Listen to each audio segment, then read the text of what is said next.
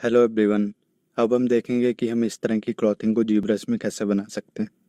वैसे आपको इस तरह का कोई भी फैब्रिक बनाना है तो उसके लिए हमारे पास बहुत सारे 3D सॉफ्टवेयर्स हैं जिनमें आप इस तरह के क्लॉथ्स को बहुत ही जल्दी और बहुत ही आसानी से बना सकते हैं।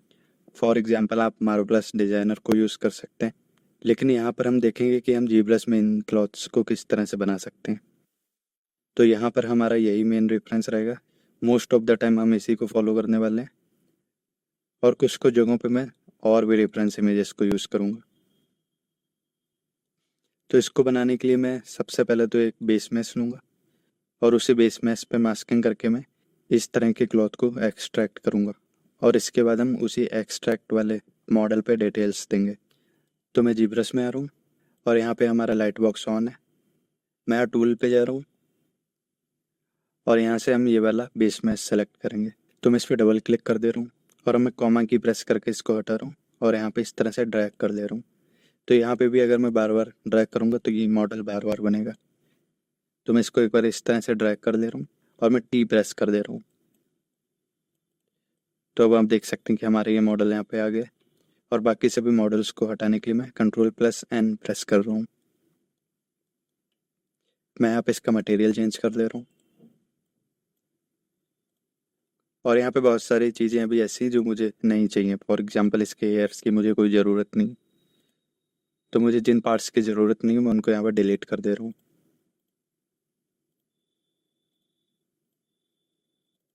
तो अब हम क्लॉथ को बनाने के लिए इस बॉडी का यूज़ करेंगे।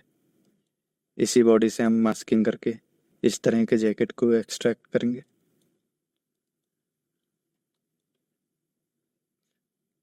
तो अगर मैं यहाँ ज्योमेट्री पे जाऊँगा तो आप देख सकते हैं कि हमारे इस मॉडल पे पहले से ही डिविजन्स हैं। तो मैं हाईएस्ट डिवीजन पे जा रहा हूँ। तो आप यहाँ पे देख सकते हैं कि इस पे इस तरह की डिटेल्स हैं।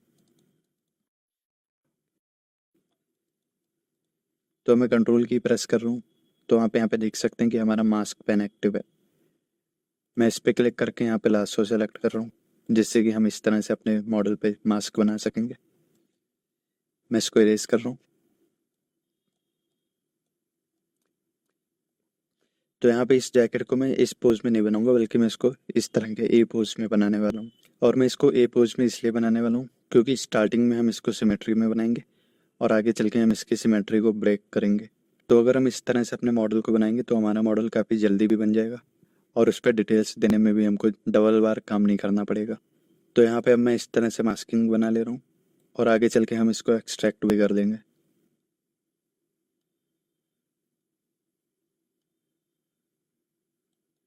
तो मैंने इतने पार्ट को यहाँ पे मास्क कर दिया है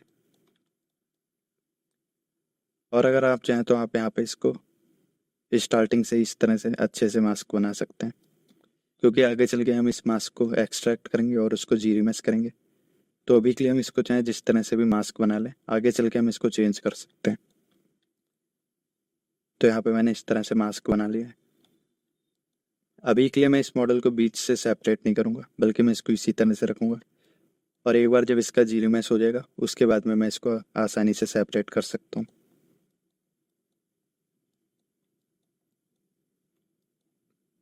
तो मैं इसको थोड़ा सा नीचे और मास्क कर दे रहा हूँ।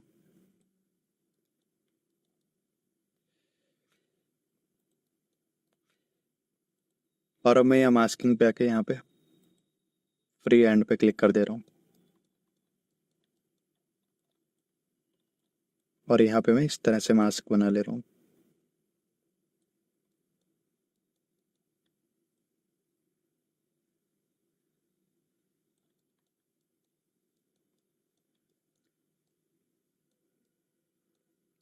तो मैं इस पूरे पार्ट को यहाँ पे एक्सट्रैक्ट करूँगा।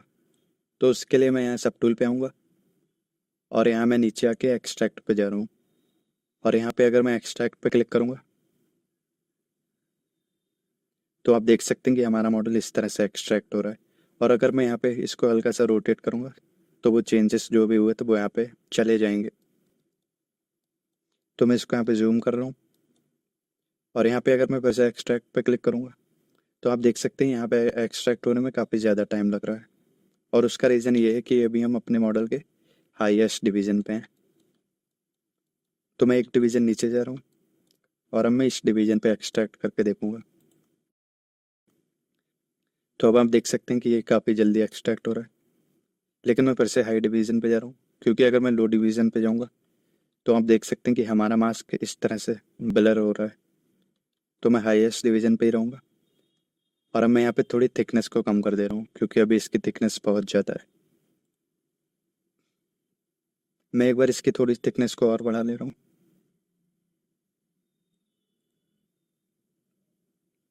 तो अभी ये इस तरह से एक्सट्रैक्ट हो गया है, और अब मुझे इसकी थिकनेस सही लग रही है, तो मैं इसको एक्सेप्ट कर ले रहा हूँ। तो हमारे ये मॉडल यहाँ पे बन गया है। आप यहाँ पे इसके एक्टिव पॉइंट्स भी देख सकते हैं कि अभी ये बहुत ज़्यादा है।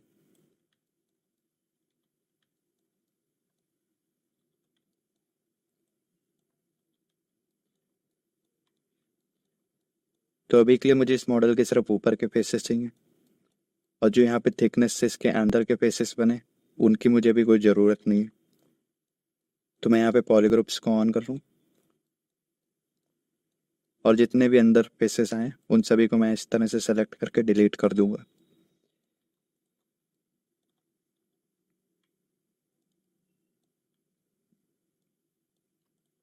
तो यहाँ पे मैं इस तरह से सिलेक्शन बना ले रहा हूँ।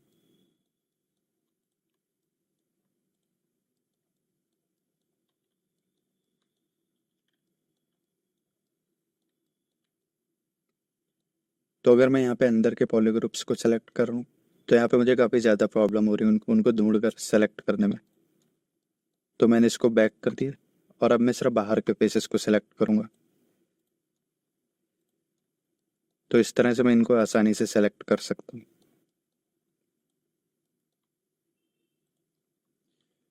तो ये सभी फेसेस मैंने सेलेक्ट कर लिए, और ये जितने भी अंदर के फेसेस हैं मैं इनको इन्वर्ट करके डिलीट कर दूंगा।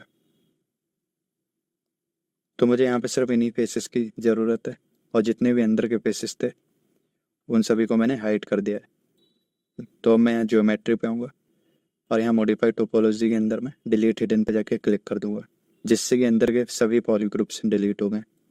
और अब आप यहाँ पे एक्टिव पॉइंट्स भी देख सकते हैं कि ये कितना कम हो गया।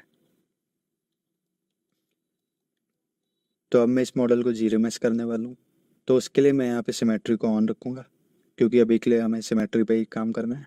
और सिमेट्री को ऑन रखने का दूसरा रीज़न ये भी है कि अगर मैं सिमेट्री को ऑन रख के इसको जीरो मैश करूँगा तो जो भी हमारे एज लूप्स बनेंगे वो दोनों साइड में एक ही जैसे होंगे। और अगर मैं इसकी सिमेट्री को बंद करके जीरो मैश करूँगा तो हो सकता है कि यहाँ पे एज लूप्स कुछ अलग आए और यहाँ पे एज लूप्स कुछ अलग आए। इसीलिए मैं सिमेट्री को ऑन करके वर्क करूँगा, जिससे कि दोनों साइड में एज लूप्स एक ही जैसे आएंगे। तो यहाँ पे मैं जीरो मैशर पे आ रहा हूँ, और मैं इसका टारगेट पॉलीगन काउंट कम कर रहा हूँ, और इसको मैं एक बार ऐसे ही जीरो मैश कर दे रहा हूँ। तो ये इस तरह से जीरो मैश हो गया है। तो अगर हम चाहें तो हम इसको भी यहाँ पे यूज़ कर सकते हैं, लेकिन आप यहाँ पे देख सकते हैं कि इस पे इतने सारे इस तरह के पॉइंटी इफेक्ट्स आ रहे हैं, और ऐसा आप इस मॉडल पे हर जगह पे देख सकते हैं। तो इस मॉडल को मैं इस तरह से यूज़ नहीं करूँगा। मैंने इसको बैक कर दिया है, और अब मैं फिर से कंट्रोल की प्रेस कर रहा हूँ, और यहाँ स्ट्रोक पे जाकर मैं लासो पे क्लिक कर दे रहा हूँ। तो अभी आप देख सकते हैं कि हमारे मॉडल पे इतने सारे पॉलीग्रुप्स बने हुए हैं। तो मैं कंट्रोल प्लस डब्ल्यू क्लिक कर रहा हूँ, जिससे कि हमारे पास एक ही पॉलीग्रुप आ गया है।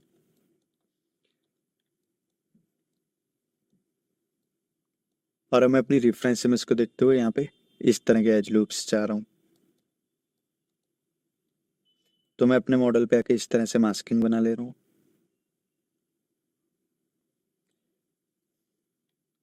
तो इस तरह की मास्किंग मैंने इस मॉडल पे बना ली, और मैं कंट्रोल डब्ल्यू प्रेस कर दूंगा तो हमारे पास यहाँ पे एक नया पॉलीग्रुप आ गया है।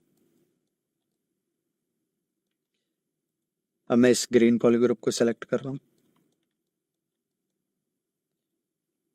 और अब मैं यहाँ पे एक और पॉलीग्रुप बना ले रहा हूँ। तो मैंने इतने पार्ट को मास्क कर दिया, और मैं कंट्रोल डब्ल्यू प्रेस कर दूंगा तो हमारे पास एक और पॉलीग्रुप बन गया।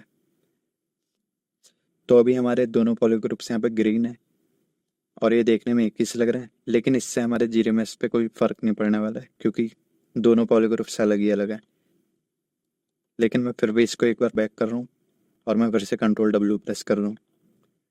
तो अब हमारे दोनों पॉलीग्रुप्स अलग आए हैं। तो अब हमारे इस पूरे मॉडल पे 3 पॉलीग्रुप्स बन गए। मैं इस वाले पार्ट को बनाने के लिए यहाँ पे एक और पॉलीग्रुप बना ले रहा हूँ। तो मैंने इस तरह से पॉलीग्रुप बना लिया और यहाँ पे मैं Ctrl W प्रेस कर रहा हूँ। तो यहाँ पे भी आप देख सकते हैं कि दोनों पॉलीग्रुप्स देखने में लगभग एक ही से लग रहा है। तो मैं इसको बैक कर दे रहा हूँ और मैं फिर से एक और पॉलीग्रुप बना ले रहा हूँ। तो हमारे ये दोनों पॉलीग्रुप्स भी अलग हो गए। तो मैं इस मॉडल को फिर से जीरो मिस करूँगा। तो यहाँ पे मैं कीप ग्रुप्स पे क्लिक कर दे रहा हूँ और अब मैं जीरो मिस करूँगा तो हमारे जितने भी पॉलीग्रुप्स हैं हमको उन्हीं के हिसाब से एज लूप्स मिल जाएंगे। तो इस तरह से हमारा मॉडल जीरो मिस हो गया है और अब आप देख सकते हैं कि हमें इन पॉलीग्रुप्स के हिसाब से यहाँ पे एज लूप्स मिले हैं, जैसा कि आप यहाँ पे भी देख सकते हैं। अब मैं यहाँ पे सेम पे क्लिक कर रहा हूँ और मैं इसको जीरो मिस कर दे रहा हूँ और यही प्रोसेस मैं 1-2 बार और करूँगा जिससे कि हमें थोड़े अच्छे से एज लूप्स मिल जाएं।